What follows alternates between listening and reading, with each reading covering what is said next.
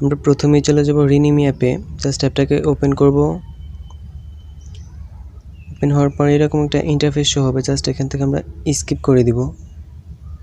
তারপরে ক্লিক করব এখানে। আমরা আমাদের ফটোটাকে সিলেক্ট করব, টিক মারে ক্লিক করব। একটু লোডিং হবে।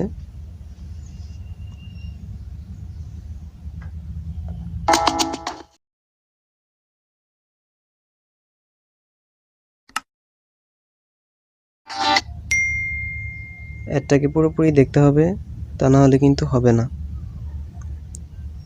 এটা শেষ হওয়ার পর আমরা এখান থেকে কেটে দিব।